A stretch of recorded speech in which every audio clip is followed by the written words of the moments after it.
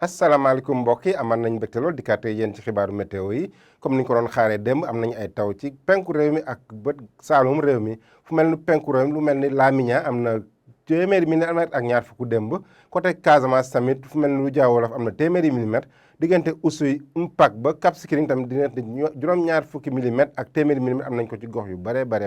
donc taw bi démb comme ni ñu ko doon xaaree diggante penku réew mi la am ak diggante bët saalum réew mi ak côté tuuti ci côté saalum bi li ñuy xaar nag tey ji mooy taw yooyu dañ ko xaar ba tey fu mel nii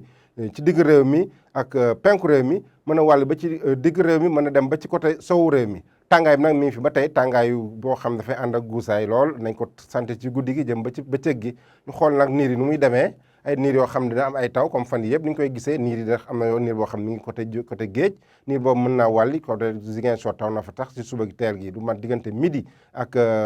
bi ñeen di wax du mat juróom-ñaar fukki millimètre ak lu tegal donc taw bi mi ngi fi ba tey penku réew mi tam mën nañ fi am ay taw yoo xam ne dugg guusaay bi mi ngi ci réew mi yëpp ba tax na tey ji li ñuy xaar tey ci guddi jëm ci ëllëg taw yooyu nañ ko am ci penku réew mi diggante Bakel Tambacounda Kédougou mën a dem ba ci côté Kolda Kaffrine côté Kaolack tam mën nañ ko fa am Sédhiou mën nañ ko am Ziguinchor wàlli ba Mbour taw yooyu bu amee doole loolu mën naa dem ba ci côté Ndakaaru mais Ndakaaru nii saay lañ fay njëkk a am dañ fay gën a am ak ay wis par yenn saay côté ci kaw tamit diggante Thiès Diourbel Linguère Louga foofu yëpp asamaan su niis nañu am ci guddi gi Ndar naka noonu Podor naka noonu Matam tamit diggante weer wi ak niis nañ ko joxante par yenn saay tàngaay fi mu gën a tuute mooy Mbour muy ñaar fukki degré ak ñaar fukki degré ak juróom-benn ñu am ko fële ci Ndakaaru ñaar fukki degré ak juróom-benn moom mooy gën a fës seen température yëpp diggante Ndar Podor ba Matam foofu ñaar fukki degré ak juróom-benn ñu am ko Bakel ñaar fukki degré ñeent ñu am ko Tambacounda ñaar fukki degré ñett ñu am ko fële ca Kédougou ñaar fukki degré ñeent ñu am ko diggante Ziguinchor Sédhiou ba Kolda bu ñu demee ba ci ëllëg bi maanaam alxames nu muy demee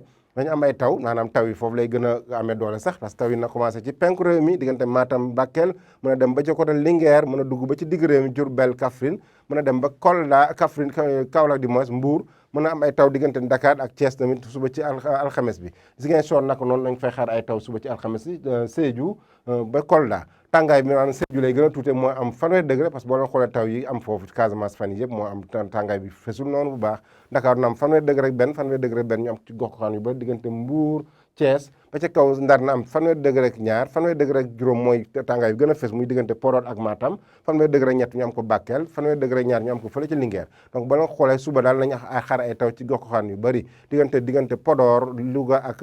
Saint-Louis foofu la ñu am ab tekkaaral mais asamaan su niis dañuy am donc bu ñu ko xoolee li ñu doon xaar maanaam tekkaaral bi nga xam amoon nañ ko fan yi mi ngi commencé di jeex ndànk-ndànk tekkaaral boobu noonu amoon na jeexital bu baax ci béykat yi parce que permettre leen ñu béy seen tool def engrais xaarandi tuuti mais taw yi nañ commencé waat tey ji ci guddi jëm ci ëllëg ñu koy xaar ci gox goxaan yu bëri ba mu des côté bët gànnaar réew mi donc loolu la ñu am di leen jox di daje ba suba ak jàmm wasalaam